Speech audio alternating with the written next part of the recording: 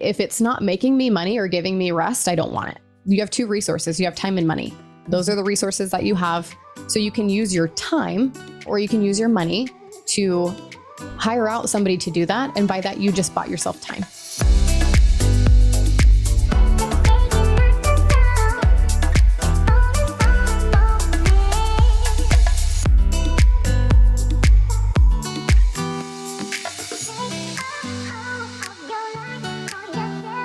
Welcome to the Raquel Show. This show is for entrepreneurs who want to play bigger in business and in life. And today I have a very special person who it was because of her and her amazing husband that we now have a podcast. They are the magic behind our podcast. They make me sound really good.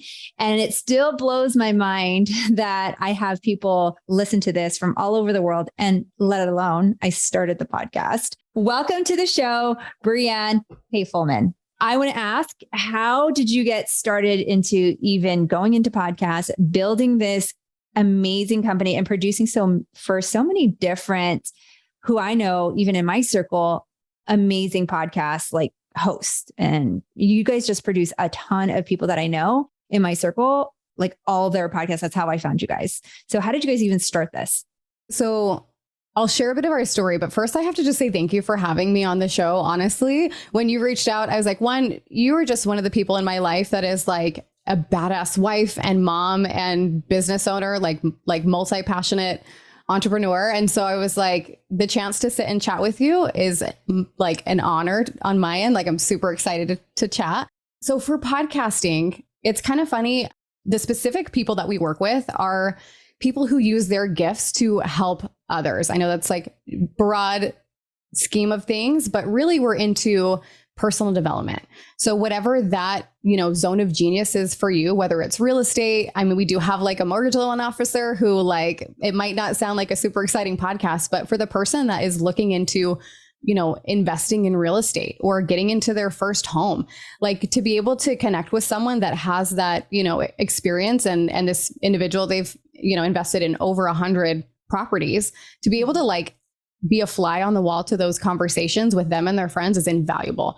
So whether you're a coach, whether, you are someone like you who runs like multiple businesses in different areas, like we want to team up with the people who are doing, quote, good in the world and using their gifts to help other people, which obviously will come back to them and their brand, growing their personal brand, getting eyes on the other offerings that they have that keep that cycle going of helping others.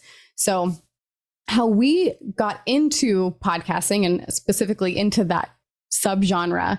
My husband, Danny, we co-founded The Good in Media together, and he's always struggled with his mental health. It's just been something that has kind of come in waves over like as long as he can remember. And now that we're in this world where we recognize patterns, we're like, oh, okay, here's some things that like would have been super helpful in the past to recognize and have the language around and understand how to help each other through these things. But back in 2016, we hadn't been through those lessons yet. And so at that point, we really as a family hit rock bottom. He had been really struggling with his mental health to the point where he was having suicidal thoughts and having a hard time working. Just like, anyone that has a physical illness and they don't have that ability to get out of bed and go to work, he had gotten to that point with his mental health. And so here I am as his wife and the person that loves him the most. And of course you would see, I would have a lot of the same emotions that you would imagine. I would be empathetic and I would just, feel for him and be like, okay, how are we going to make things work for our family? And how am I going to take care of you? And we hit a point where we lost our cars, we lost our home, and we ended up moving in with my sister-in-law and brother-in-law. So we still had our two kids. I'm a mom of two, and they were, I'm good at math. They were 4 and 7 at the time. And so here we are moving in with, my sister-in-law all under one roof and having to figure out how to get back on our feet again. And that period of time for me is when I really I experienced what it's like to live in victim mode for a while, and it wasn't pretty. And of course, now I have the lens. I could, hindsight's 2020. I can look back and say, okay, these are the things you should have done so much faster to get out of that situation. But I didn't have those lessons yet. And I can't look back on that version of myself and beat myself up. But it would be a complete disservice to not take those lessons and to turn them into something really powerful. And so what happened from that time frame, during that period of time, we hit like negative 700 on our bank account. Like literally we got to the point where like our bank was like, nope, we're not going to let you like auto withdraw for your cell phone bill or any of this. Like you're cut off. And so when I say we hit rock bottom, like I think there's that story of like Dwayne Johnson. He had like $7 in his wallet. I'm like, not that I'm trying to do him one better, but I'm like negative 700 in the bank account. Like that's where we really hit. And so it took me a while. It took me months of feeling in that victim mode, sorry for myself, thinking, am I not good enough to want to get better for, to want to get up and work for, forget me. What about our kids? And so I went through that period of feeling sorry for myself until I got angry. And that's something that in the way I did it, it ended up being very powerful because I was not just angry with the situation. I was just like done with my own BS and saying, guess what? During this period of time that I've been feeling sorry for myself, I've been waiting for somebody else to show up and save me. Like all those Disney movies growing up, they were not doing me any favors in being like, hey, you know what? Someone's going to come save you from the situation. Yes, me and my partner were going through this, but I was like the mother of our family. And I was like, okay, it's going to be up to me to do something different if I want a different result. And so at that point in time, I got a seasonal job at Kohl's and I got up in the morning before like the family was up and doing anything. And I was like literally the person taking things off the truck and sorting them to have the floor staff then go put everything out on the floor for Kohl's. I chose that job because I was like, I need to do something that is going to be easy for me to say no to later. I just need to start. I need to get off my butt and go do something. And so I said, I'll go get this job at Kohl's, which pretty quickly then I was like, okay, I'm going to go get a job at Costco. So I went from, I don't know what, like $8 an hour to working at Costco for $13 an hour. And then I did that for a little while. And then I was like, okay, now I'm going to go back to my background's in healthcare. It's like, okay, I'm going to get a job at a hospital. And it literally like, because I was so low and my self-belief had gotten so low in that victim mode, I had to like literally stepstone dig my way out of it because I didn't have the confidence in myself to go for the bigger thing right off the bat. Mm-hmm. So went through this process of digging out of that hole to the point where we were able to come back here to Phoenix. When we were with my sister-in-law and brother-in-law, we were in Texas. So we came home to Phoenix and we've been rebuilding ever since. And a big lesson, but besides like stop being a victim and go and take action, was you need to have mentors. I needed guidance to know that I was making the right decisions and have a target to move towards. And so that's where podcasting came in for me personally. Was at that time we didn't have access to, therapy or to work with a one-on-one coach or a business coach or those types of things. We didn't have the funds for that. But we could get our hands on free podcasts. So we listened and consumed podcasts. And now we've, gone from, of course, like I've laid out the whole story. It didn't happen overnight. And we're still in the grand scheme of things, a very small business, but being able to build a multi-six-figure business off of listening to podcasts, watching YouTube videos and Googling, and then saying, guess what? I can hire mentors and I can hire a team that's smarter than me. So I'm not a podcast editor. I'm not a sound engineer, but I hired sound engineers. And that's how we've kind of gotten to this point where we have this company based off of realizing, oh, I can seek out mentors and I can hire the right people to help the mission move forward. Oh my gosh, there's so many nuggets in that story. I have like so many questions. I was like jotting notes down, and your story is beautiful. I never knew. So I think that it's so important that you tell your story because there's so many different lessons in it. Like you said, it didn't happen overnight. But I'm curious because there's a lot of people and now you work with your husband and he was at rock bottom. And I know that there's a lot of people that listen to our show that work with their significant other and they take it home. What would you say, or what advice would you give to somebody that basically their significant other has hit rock bottom? Like, what made you not want to quit on him? That's such a good question. And I feel like it's so personal, because to be like fully transparent, there were times during that period of time was like, do I leave? Like, I mean, everyone goes through that, right? And we've been married for almost 15 years now. And so like, I'd be willing to bet, like, not that I can speak for everyone, but you're going to hit challenges along the way that are like, are we going to make it? That was something that I think was taking up a lot of my mental and emotional brain space capacity at that time. And that's why I love on that version of me before that took months to take action, when now I'm like, your family can't pay their bills, go get a job, you know? But I literally was in this mode of just like, especially with the thing that he was struggling with, for me, I was like, I don't want to leave him and come home to a horrible situation. Like that realization for me of him, you know, knowing, because we were open, we were talking about these things. He's like, hey, I'm struggling with this. And so to hear that from your partner and go, okay, well, like, you need me, I need to be here to take care of you, you know? And so I went through all the phases of grief. And there definitely during that period of time were times where I said, you know, at what point do I say, okay, this isn't good for me and good for our kids? And like, do we get separated? Do I leave? Like, and having that weight on my shoulders of like, if I leave, what's going to happen?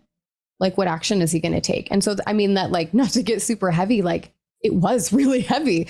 It was something that was going through my mind. Like, I know what it feels like to be in fear of like, am I going to be a widow? Like, are my kids going to have their dad ever in the way that they had him before when he was healthy, you know? And are we going to be able to be together as a family? And I think because he was always trying and we were always communicating, I think that was the thing that I was like, we're going to get through this. Mm-hmm. You know, like he never stopped opening up and telling me like, hey, this is what I'm going through. This is what I'm feeling. And I also, on the receiving end of that, I mean, it's the same. I kind of look at it the same thing with my kids. I have a 13-year-old daughter now. And the same way I want to communicate with her is like, I want her to be so open to and communicate everything to me. Mm-hmm. So that means like, if she says something to me, or back then, if he said something to me that like may make me angry or may make me, you know, fearful and react out of emotion, like I have to have that under check, because it's way more important that I just listen to what they have to say and help them with what they need than it is me reacting and making it about the emotion that I'm having to what's being said, if that makes sense. Yes, I love that, Brienne, because I think that not what you shared, and I didn't think that we were going to take the podcast here, right, is that, you know, sometimes we have a significant other or even a child or somebody in our family that's dealing with something. And it's like, at what point do we still continue and be that light for them? Or we may have an employee that may be on an alcohol or drug addiction or some other thing, right? And so I thought it was just really important to just share that, because some of the things that you did share, some people are probably thinking about that, you know, and they battle with that. Sure. And they don't really want to tell anybody because it's so personal. It's family. Right. So yeah, sometimes you can go really internal and, you know, your head or your mindset could go in so many different places. So I want to switch gears in regards to, you said something about podcasting and like mentorship, and how important is having a podcast, or what could a podcast do specifically for your business?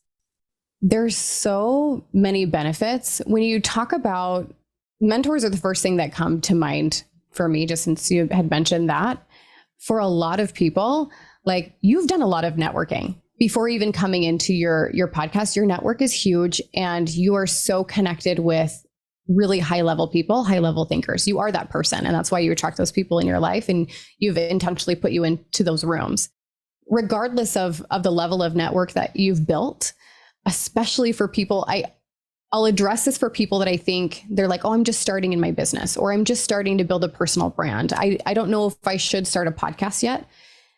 The podcast is exactly what you need to start, because it gives you the excuse, the opportunity, the reason to reach out to people and feature them that you have no business reaching out to. You know, like it's saying, hey, you're releasing this book. I love what you're doing with XYZ with your course or your retreat. I would love to feature you to my audience. They also really resonate with these topics. And I would love to share my audience with you. People are way more open to doing that than if I were to reach out to you on Instagram and be like, Raquel, sorry, I know you're super busy, but I would love to grab coffee. I want to pick your brain. Like, you don't want your brain picked. Like you know what I mean? Like you're running these teams and you would be there to help someone. I don't want to make it sound like that, Yeah. but when you are in that position, it's like, we still get the same benefit, you and I right now. Like we were joking before we like started recording. It's like both of us are so busy. You're so crazy busy doing so many things. I'm like, even working on your podcast, we have a nice smooth running machine between your team and my team that it keeps going. But do you and I talk very often? No, we're focusing on growing and scaling our businesses. And so it's like to be able to connect with someone and have that face to face, in this case, like we're, over Zoom, if you're watching on YouTube, like to get to have this time is so valuable. And being able to have that way to leverage your podcast as a networking tool is huge. Mm-hmm. I couldn't agree with you more. And I think that even this time, it's so special. You get to learn so much that you normally wouldn't have learned, even seeing them at lunch, because you just kind of roll in a conversation of like, oh, I didn't know that about them. So on the flip side, what are some of the mistakes that you see when it comes to podcasting that you see people do? I feel like it's the same with two parts of running a business, is not thinking of their podcast as a business, in the sense of you're going to need to have systems. You're going to need to have the right people in place to help with things. I think people start a podcast, and even though they're like, I'm going to use this as a way to the top of my funnel, it's going to bring eyes on my business, but they're not treating the podcast itself like a business. They're treating it like a hobby. And so they'll come in and say, yeah, I'll get my mic. I'm not intentional about what my messaging is. I'm not hiring a team to do the editing and the production or you know what I mean? I'm not going to set up these systems in place that are going to make it so smooth. And like, you have to automate for your podcast, just like you do in a business. And so thinking of your podcast as a business, like I said, in two ways: one, with the systems on the back end of it. And then also think of your podcast as a product. Mm-hmm. I think that's the easiest way to get clarity on who you're trying to serve, is if you were to like create a product, like here's a camera lens that's sitting on my desk. Like, I've created this product, and like, who needs it? Who needs a camera lens? And so if I'm just like putting this messaging out there to everyone, here's my podcast. I talk about, fashion because I love fashion, but I have a product. I'm trying to sell a camera lens. It doesn't make any sense to have that kind of messaging. So like, I think that's the easiest way. Like, if you literally were to just think of your podcast as a product, like, okay, who's looking for this? Where are they looking for this? Where do they hang out? Like, what are their pain points? And being able to address those through the podcast, so that you've given so much value away that, it's like, even though I work with you, completely separate of that, like your event's coming up, and I'm like, I know Raquel, I listened to her podcast. I know the type of people in her network. I have to be in that room, because you've set it up in a way that makes sense. You're speaking to me, it sounds like you're speaking to me in every single episode: a business owner, an entrepreneur, a mother, a busy parent, someone who wants to have fun in their life while they're scaling big businesses and doing big things. And so to me, it makes so much sense. By the time you get to the point where you're like, hey, I'm hosting an event, I'm like, sold, I'm there, mm-hmm. because you've thought of it in that way that's clear of who it's for. Yeah. Thank you for bringing that up, because I would have never guessed in a million years. I just thought, oh, it's the next cool thing, right, to do this podcast. But I can tell you from the DMs, I can tell you from even applications to our different things, from retreats to our coaching. Like, they said, I heard you on the podcast. I listened to your podcast. I've listened and binged on every episode. And so you just never know who you're going to impact or who's going to come across your podcast. And you think that you're sometimes recording to get your thoughts out, but it's really cool to see some of these reviews or some of these DMs come through and say, we were listening to your podcast. And so why should somebody consider, because I know people have tried to do it on their own. There was just no way in my book that I was going to do that on my own, because there's a lot in it. But why should somebody consider hiring somebody professional, hiring an editing team? What's the benefits to that? I think the biggest benefit is it buys you time. So there's certain things in your life, like forget even business, but there's certain things in your life that only you can do. So while you're at a game with your kids and supporting your sons, like my team's editing your podcast. When you're waking up in the morning and you're having that moment with your partner, like your episode's already gone live because my team has scheduled it out, and so it's like whoever it is that you work with. I mean, like, obviously I see the benefit of working with an agency, but just having some kind of support person. I don't care if you go to Fiverr and get an editor, if you piece together your own team yourself, if you want to, and have that time to manage that many people. I do it all the time, so I wouldn't suggest it. I have my team that's already flowing, but you buy back time. Mm-hmm. And so you get to use that. And I heard it said in this way, and I'm going to butcher it. Our mutual friend, Cara Ayala, who I adore, she had posted something, and it was like, if it's not making me money or giving me rest, I don't want it. And so it's just looking at things and saying, okay, like this investment of you have two resources. You have time and money. Those are the resources that you have. We all have them. We have different amounts of time and money, but that's what you have to work with. So you can use your time to figure out how to, start a podcast and launch a podcast and edit it and all those things, or you can use your money to hire out somebody to do that. And by that, you just bought yourself time. Yeah. So, yeah. And I think you definitely shortcut the learning curve when you go to somebody that has already done it, that has the experience. I mean, I didn't even know what mic to buy. It would have probably taken me hours reading reviews or having one of my team members go like, tell me what mic I need to buy, and like, how do I set up my equipment? It was so much that it was in a closet for so long till you guys came over and like set the thing up for me. What are you most excited about? What's next for Brianne? Oh, I feel like we are finally at a point in our business that Danny and I are getting super clear on the different roles that we have. We've been in business for 3 years. And so when I came across that 3-year anniversary, I quit my job 2 years ago and went cold turkey from doing what I was doing before and not having any involvement into the business to diving in with both feet. And now our roles have kind of changed in the business, where before he was, that COO or CEO that was running things, it's flipped. And now I'm doing that. And I'm the visionary of our business and hiring the team to carry everything out. And he's doing more marketing and CMO stuff and diving into his own podcast. And so I know those are things that are going to take it to the next level, because we're finally investing a lot, like a scary amount for us right now. But knowing what it feels like to invest in ourselves and our growth and our business and putting ourselves in rooms, like I can't freaking stress that enough. I think that's the thing I'm most excited right now is like the one-on-one coach I just hired, the events that I'm going to, the mastermind that we just re-signed up to be a part of.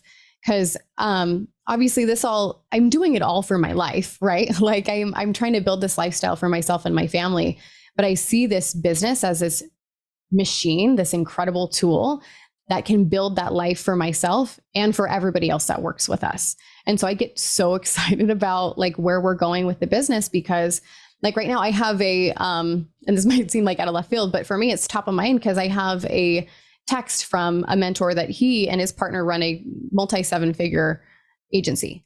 So when I talk about us, being this, small fish in a big pond, like we're just getting traction. But I have a voice text from somebody that's, a handful of steps ahead of me that's helping me navigate a decision I have to make in my business right now.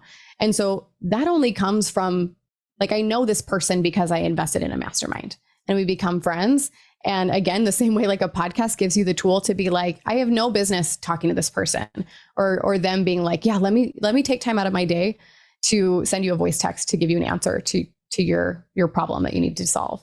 But like being part of these rooms, it helps you do that. So I think that's the thing I'm most excited about, is just like meeting more people that are on the same journey as me in entrepreneurship, and just like diving into that even more as a business owner versus like being self-employed like I have for a good chunk of that first year of being in quote business by myself. Yeah. Where can people connect with you? And like I said, I can't agree with you more when it comes to, and I never even realized how much a podcast can connect people, can expand your network, and everybody could utilize it and just have conversation. It's just an excuse also to have a conversation with different people. But Yeah, where for can sure. people connect with you? I mean, Instagram is great. My last name is like so horrible to say and to read. It's Brianne Hoefelmann. So it'll be in the show notes, easy to click on there. And then also The Good in Media on Instagram and our website as well, thegoodinmedia.com. And then, I mean, if you catch this episode in time and you can come to Scottsdale and be at the Play Bigger event, I will be there. So I'm super excited for that on the 9th and 10th of September. But yeah, other than that, other than the event, then just super excited to connect with you on Instagram. Thank you so much. By the way, I heard from the team, like you are one of our sponsors and I couldn't be more excited. So number one, I get to see Brienne. And then number two, I also probably will pull her up on stage somehow, some way so that everybody can get to know how wonderful like this company has been to me and has helped me stretch and grow in so many ways that I didn't even think was possible. And as we wrap up, I always ask all of our guests one question. What's one thing that you do to play bigger in business and in life? Oh, I love this question. I obviously know your podcast and listen to it. So I was thinking about it, and very quick tactical thing that I do that really helps me in my life is going through this meditation where I try to do this every day, and I sit down and I'll close my eyes and I'll picture meeting myself 10 years from now. And so I literally will, like walk up to the door of the house that she lives in. For me, it's a apartment on the Upper West Side of Manhattan. And so the doorman opens the door and I go up the elevator and I go to the door and I meet myself and basically have a chance to sit and gain wisdom from myself 10 years from now. And without fail, like everything that she tells me is one, just keep going with what you're doing with your business. But that reminder from my future self is like, go hug your kids, spend time with Danny. Like the things that matter most are what come up during that meditation for me. And it helps me just realize I'm like, I need to have fun and play bigger in my life, not just my business, which of course is like this fun game that I'm learning to play, but yeah, just play bigger in life. So that's what I like to do. By the way, you guys are so adorable. It's so fun watching you guys travel together. I think you guys were in New York for a good part of the summer. And it's just super cute to see both you and Danny and the family just do what you love, be extremely great at what you do, and impact so many different lives just because not only the people that are hosting these podcasts, but all the people that listen, like you get to be attached to that. Like that is such a cool thing. And so I want to say thank you so much for being on our show today. I appreciate you and I cannot wait to keep playing bigger with you. Oh, likewise. Thanks so much.